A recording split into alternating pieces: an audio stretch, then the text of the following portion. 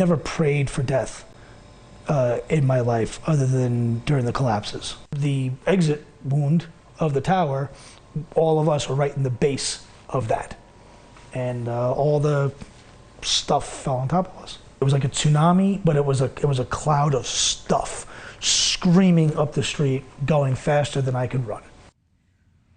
That is multiple tour combat veteran Bryan Stern, who responded to the 9/11 attacks 22 years ago today. Since then, the Purple Heart recipient has gone on to start Project Dynamo. It's a nonprofit that has rescued thousands of Americans and allies left behind in Afghanistan and also in Ukraine in the last year.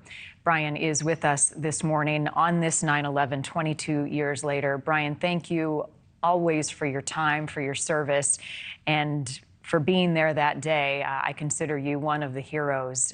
It is a pleasure to talk to you. Take me back to that moment for you and explain your experience. Thanks for having me. I was on my way to work like so many people that morning, and came out of the train, and Tower 1 was already hit. I called into work, kind of asked what should I do. I was a young kid, and like all young kids, don't know how to make decisions too well. So I asked someone, what should I do? And my boss told me to don't come into work. We're not sure what we're doing. So I did that, and I kind of made my way into the plaza, just trying to help. I was a soldier. I was in the Army, and trying to do my part, just trying to do my part. And soon thereafter, kind of in between each of the towers, in between Tower 1 and Tower 2, the Tower 2 would then get hit, and a lot of us were right in the plaza when that happened, and that's when we all knew that we were under attack. That was the moment that the shot heard around the world, if you will. That was the moment that everyone knew this wasn't an accident. It wasn't. It was deliberate, and we are under attack, and we're at war. At what point, Bryan, did you recognize the ongoing threat had just gone to another level and that the buildings would collapse? Where were you at that moment, and where did you go? I didn't think that they would collapse. I was one of those people that just was kind of in shock. I was trying to help some people out, and a fireman yelled, "It's going, it's going," and everyone just ran, and I followed everybody. Where I was, I really couldn't. I was so close, I couldn't see it, but I could hear it. So I did what all the firefighters did. I did what all the firefighters did, which is I ran for my life. And I ran to the West Side Highway and then up a little bit, and then looked behind me, and there was this huge cloud, like a tsunami, like a tsunami of dust and stuff and debris and 110 stories of building, chasing everyone up the street. So I wedged myself between a cargo van and a Jeep, and hunkered down. And really just prayed, and I was really afraid of being buried alive. I was really afraid of being hurt and not being found. Breaking bones and being stuck under rubble sounded pretty terrible. So my big thing was I just didn't want to suffer too much.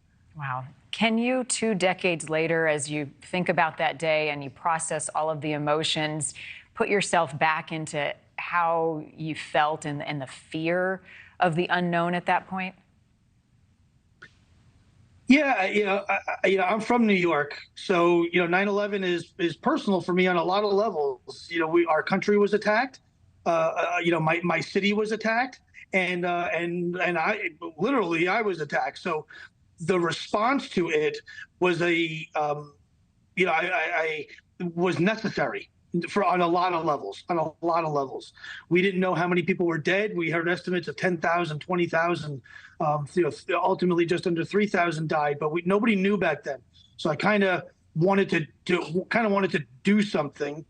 Fast forward, literally almost 2 or 3 weeks before the 20th anniversary of 9/11, I founded Project Dynamo, and we started pulling Americans out of Afghanistan, largely because of 9/11. When I saw on TV, like we all did, the Afghans falling from the plane during the failed withdrawal of Afghanistan, when I saw that, it shocked me so much.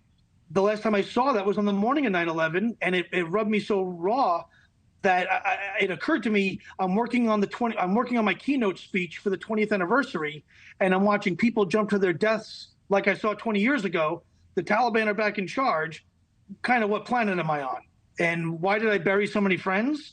Why are there so many widows and orphans and stuff as a result of this war? And how did we get here 20 years almost to the day? And that's why I started Project Dynamo. And we're still pulling people out of Afghanistan to this very day. Thank you for watching. Go to newsnationnow.com to find NewsNation on your television provider. And don't forget to click the red subscribe button below to get more of NewsNation's fact-driven, unbiased coverage.